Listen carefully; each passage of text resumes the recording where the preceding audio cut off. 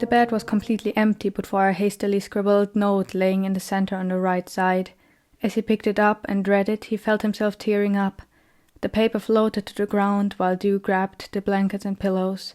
Without changing into different clothes which weren't stained by the dirt, he huddled up in a pile of misery in the corner, curled up into a ball with only his nose peeking out to at least breathe a little bit.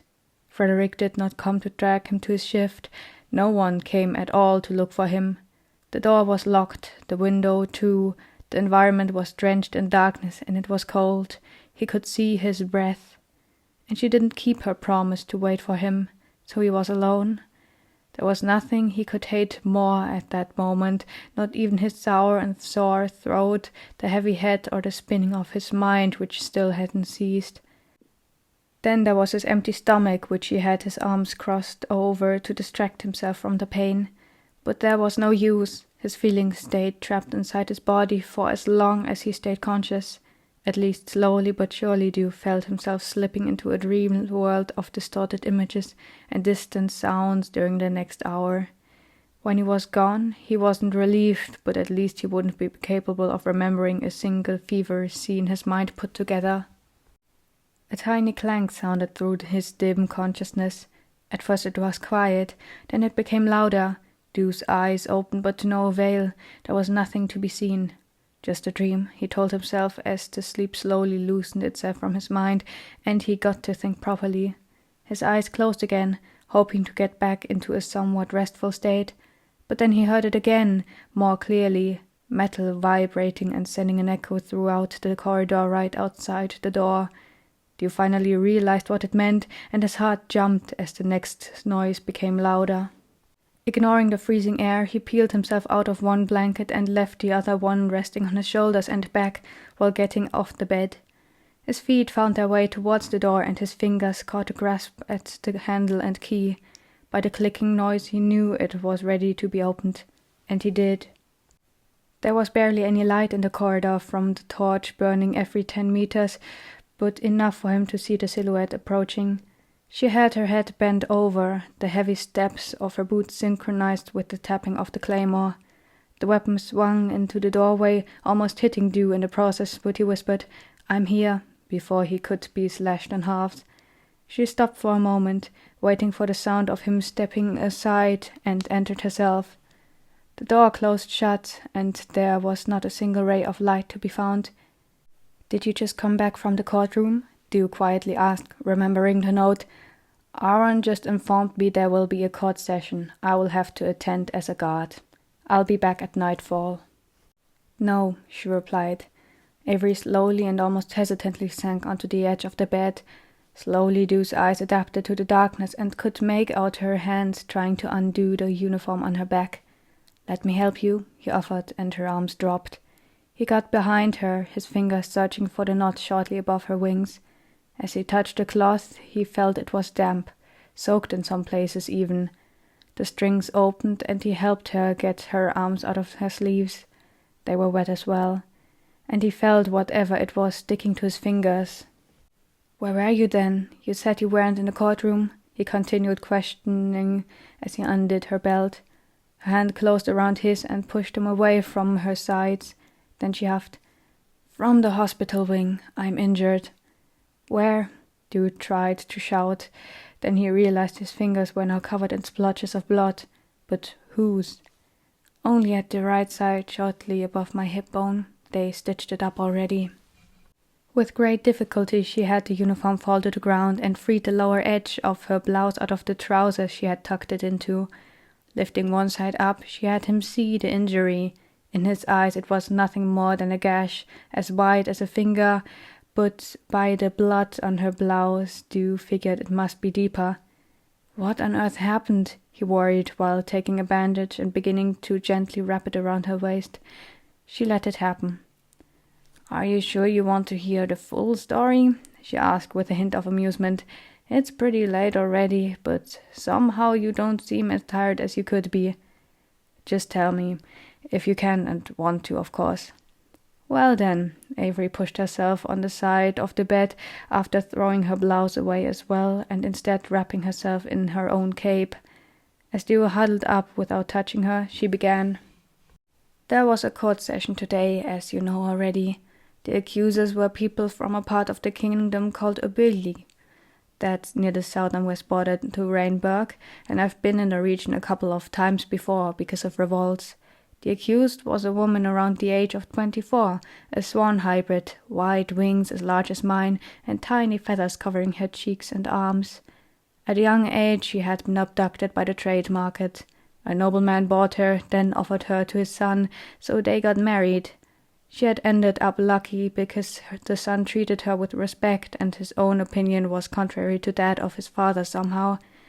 The woman had most of the freedom she desired. She even went as far as taking part in minor rebellious acts in the West, because the underground hybrid trade market flourished there. I hope you remember the duo from the wanted posters, the ones fighting against this illegal system. The point in Oberlik was supposed to be their next spot to spy at first, so it seemed, before launching their attack and going through with their usual procedure, freeing the hybrids and burning everything else to the ground. It didn't go as planned. Several noble guards stationed there, even though not permitted to do so by the crown, noticed the two and began their chase. The woman took them in, hoping no one would search in her chambers, which they didn't for quite some time. When they did, the two rebels barely managed to escape, thanks to her blocking the way. The guards weren't allowed to kill her, but dragged her before the father of her husband. He wanted her dead, with the reasoning of her betraying the kingdom, but it would raise questions in the lands as well as to widow his only son, and his bloodline would end.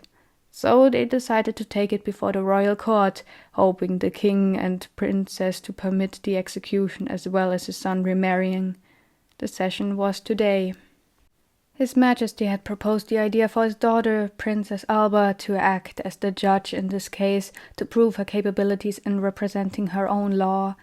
She requested me to have an eye on the accused, not because she could make trouble, but because the princess worried the swan hybrid's life would be endangered even during the trial. It turned out to be needed. The people arrived, I brought her in after I had a chance to speak to her, and the princess started the case. They accused her, she pleaded innocent, and then the princess started pelting the accusers with questions about the existence of the trade market. Of course, he denied it existed, so she argued that there was no guilt if there was no trade market and no dangerous people destroying a non-existent trade market, so the woman never took in criminals. His Majesty the King agreed to his daughter's argumentation and spoke the final verdict. It was the moment the nobleman attempted to kill the woman. Imagine a cannon. There are some currently in the patio which are out of use. Now imagine it to be smaller, as small as a tea kettle perhaps. It can be held and fueled with a tiny metal ball. The only thing needed to activate this is the movement of a finger. They invented those in Haven, and there had been the suspicion that only the most important people, which are the king, the princess, and his advisors, had received one each during the last month. The people of Haven are currently trying to have the weapon work more than just once. Luckily, they haven't figured it out yet, because it turned out the nobleman owned one himself, and he shot at the swan hybrid. Of course, I took the projectile to my side, and let's say hell broke loose the moment we heard the bang of the cannonball flying. Several of our own guards took the man down in an instant. What we didn't expect was for those from Björlik to fight back. Not only that, they killed our men before looking for the next person to try and restrain their master, which was me. If a person during court session successfully carries out a murder, they are outlawed. So the 30 guards on our side got involved in either trying to make the enemies innocuous or take them down right away. The next shock on our side was that not few of our own guards turned against the crown and began attacking us as well. There were 3 advisors active in each party. One of ours was said to have died shortly after the outbreak. The swan hybrid survived with barely a scratch on her. 10 of those fighting on the crown side lost their lives. 14 of those who had turned ended up restrained together with the surviving people of Oberlik. one later admitted they had been paid in advance and promised a better life if they were to help eliminate the remains of the original royal family, if they were to speak for the accused. The princess and her father had hidden behind the large desk, and several of those who died protecting them. As everything had been calmed down, the king spoke the verdict over those restrained before him: immediate execution by beheading. The woman had been declared to be as free as a bird. 14 of our soldiers, 6 of them were in my unit.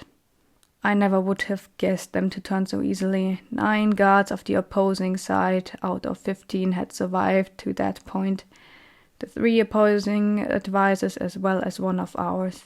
And then the nobleman.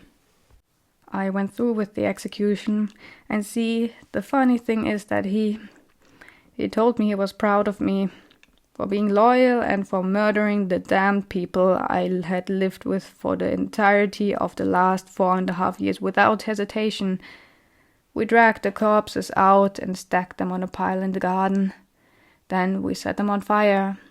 Afterwards I got to the doctor and he took the bullet shards out and stitched it up. Now I'm here. She was done. Dew had not moved his gaze from her unmoving face, her dull eyes, the lips she bit down upon whenever she paused during speaking.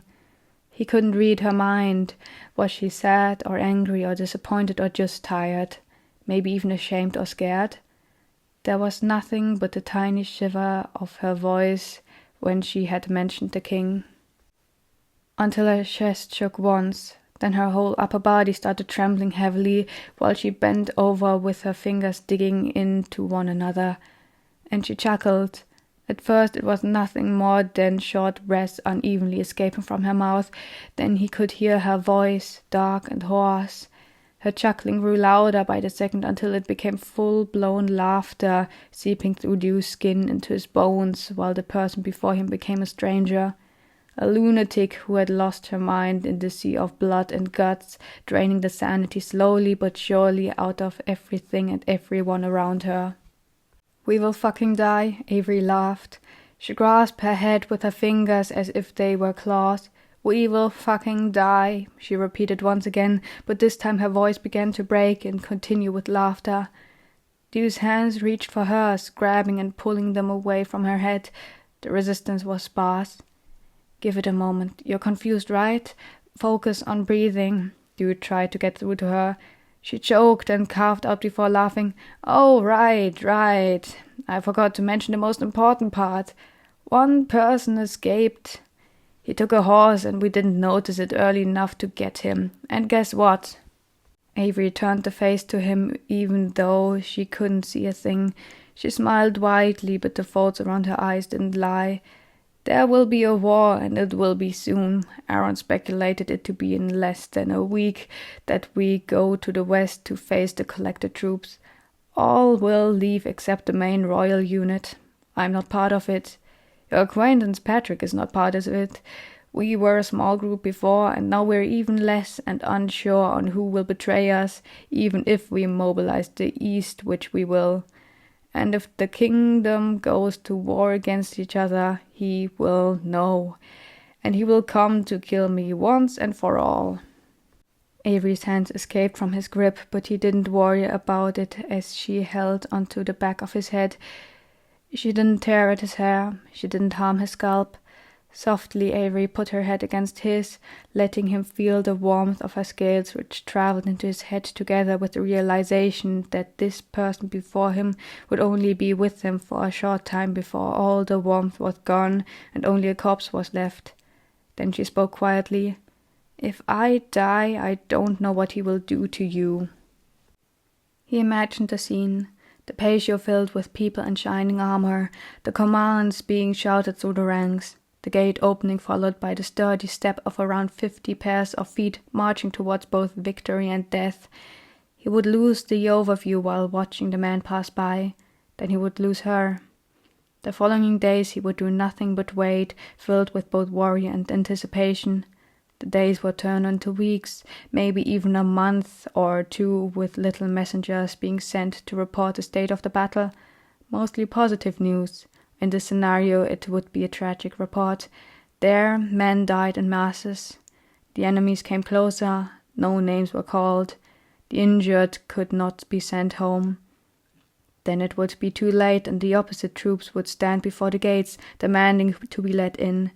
Maybe the royal family fled already, maybe they stayed and waited for their certain death. In the end, the extremists would storm the throne and elect a new king. The new king would throw the orders upside down, enslaving the hybrid people and executing whoever dared to stand up against them.